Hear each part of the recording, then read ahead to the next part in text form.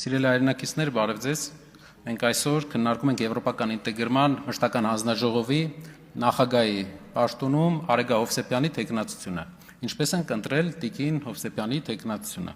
Նախ մենք մտածում ենք, որ պետք է լինի դիվանագետ։ Եվ նայելով նրա կյանքի անցած ճանապարհը, նա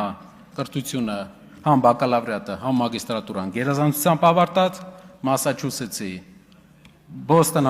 քաղաքում Տավցի համալսարանի դիվանագիտության դպրոցը ավարտած, Արցախի հանրապետությունում եւ Հայաստանի հանրապետությունում արտաքին գործերի նախարարությունում աշխատած մարդ է, ով պրոֆեսիոնալ է դիվանագիտության մեջ։ Մյուս մեր հանձնաժողովների ղեկավարները տարածքային կառավարման հանձնաժողովի ղեկավարը, տարածքային կառավարման նախարարության համակարգման տակ գտնվող ամենամեծ ընկերության պատասխանատուն է։ Ֆինանսական եւ բյուջետային հարցերի հանձնաժողովի ղեկավարը, մաքսային մեթոդաբանության մասնագիտության հիմնադիրն է Հայաստանում։ Իհարկե, պարոն Ֆարմանյանից մենք դժգոհ ենք, ոնց չի ֆայմել, որ այդքան տարի մաքսայինում աշխատել է, վերջում չի ելել շենքեր սարքել իր համար, չի ելել Երևանի կենտրոնի կեսը առել, այլ գնաց է դասախոս աշխատել մարդը։ Շատ գիտեք մաքսայինից ելած մարդ, որ գնաց է վերջում դասախոս աշխատում այսքան տարի։ Ես չգիտեմ։ Ինքը եզակիներից է։ Այդ պատճառով մենք առաջարկում ենք ձեր թեկնածուների մեջ մարդիկ կան, ովքեր մաքսայինից ելել են եւ միլիոնավոր դոլարների ներդրումներ են անում Հայաստանում։ Մեծ ներդրող են դառել Հայաստանում։ Երևի, ինչպես շատ հաճախ մեր ԿՊԱ-կան գործընկերները ասում են, մինչև հեղափոխությունն են արդեն գործերը լավ, ուղղակի հեղափոխությունից հետո ավելի լավացավ։ Մենք բոլոր ուղղություններով վերցել ենք ոլորտի մասնագետներ, ոլորտի պրոֆեսիոնալներ։ Կար մեծ, կարող էինք ձեր մոդելով գնայինք, ամենայն արգանքով բոլորի հանդեպ ձեր առաջարկած թեկնածուների մեջ մեկ հոգի ես տեսա, որ մասնագիտական,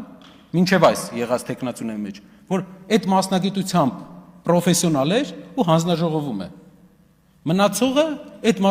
մենք ունենք արվեստաբան, ով առողջապահությամբ է զբաղվելու, մենք ունենք այլ մասնագիտություններ։ Սա մոտեցում է ձեր ընդհանուր կուսակցության։ Դուք չեք նայում պրոֆեսիոնալիզմով, եթե ազնիվ լինենք։ Դուք նայում եք մարդը հարմար է, վստահելի է այդ պոզիցիայով, թե ոչ։ Եվ դա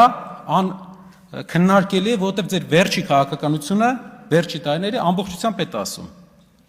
Ինչ վերաբերում է Եվրոպական միության ինտեգրացիային ու մեր մոտեցմանը, ինչպես ենք մենք տեսնում։ Եվրոպական միությանը ինտեգրացիային ու Եվրոպայի ընդհանուր համակարգի ինտեգրացիա մենք ուզում ենք տարանջատել։ Եվրոպայում կա 3 երկիր, որոնք ունեն շատ հետաքրքիր փորձ։ Առաջինը Նորվեգիան է, երկրորդը Շվեյցարիան, երրորդը Միացյալ Թագավորությունը։ Այս երկրները Շվեյցարիան, Նորվեգիան իրենց օրինակներով մի մոդել են ընդունել։ Իրենք չեն մտել Եվրոպական միություն, որովհետև համարել են, որ Եվրոպական միությունը քաղաքական կառույց է, բայց բոլոր իրենց ինստիտուտներով ինտեգրված են Եվրոպական համակարգի մեջ, Եվրոպական ազատ տնտեսական գոտու մեջ։ Ինչ է սա տվել։ Շվեյցարիան զերծ է մնում յուրաքանչյուր քաղաքական բախումներից, բոլոր բախումներից։ Նորվեգիան գտնվելով Արկտիկայի մոտ զերծ է մնում հակադրություններից։ Միացյալ Թագավորությունը այլ ճանապարհ է ընտրել։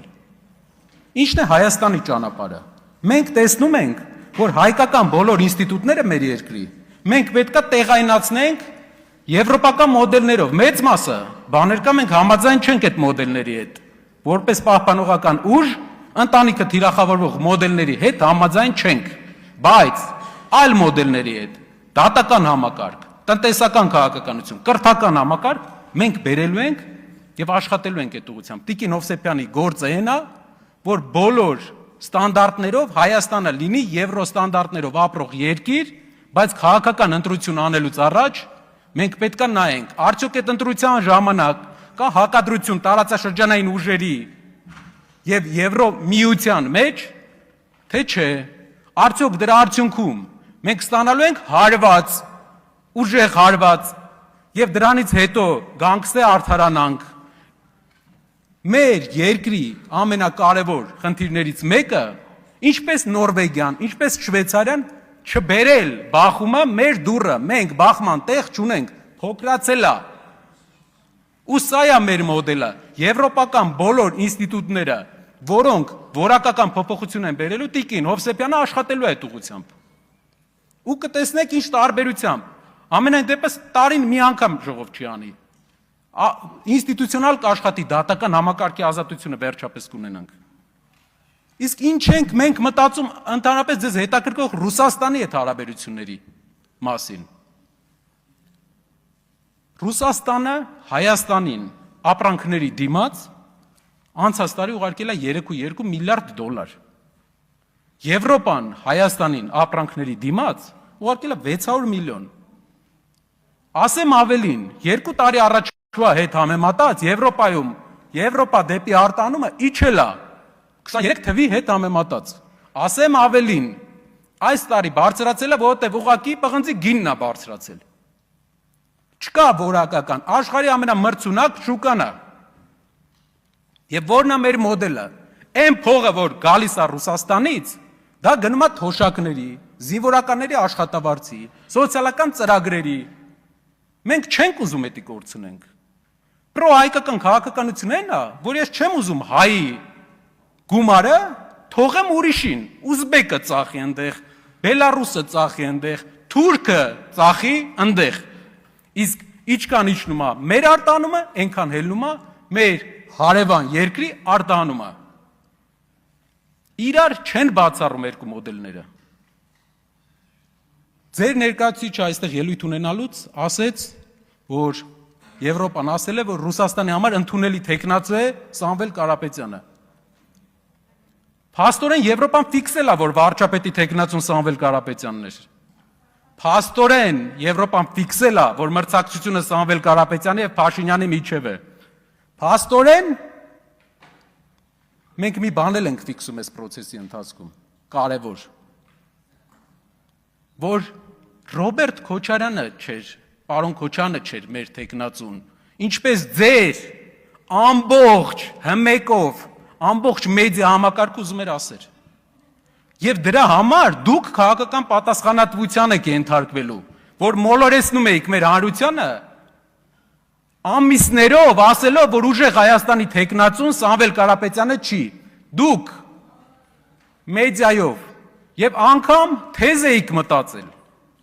ով էր մտածել, ով էր ձեր խորհրդատուն այդ թեզի, պատերազմի կուսակցություն։ Այո,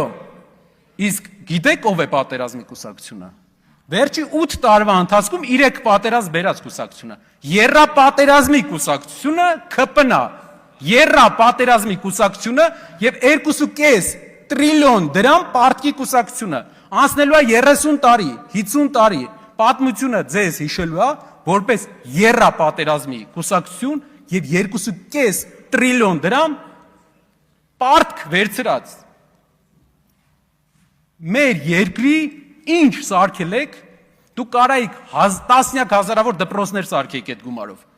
կարայիք տասնյակ հազարավոր կիլոմետրեր ճանապարհ սարքեիք,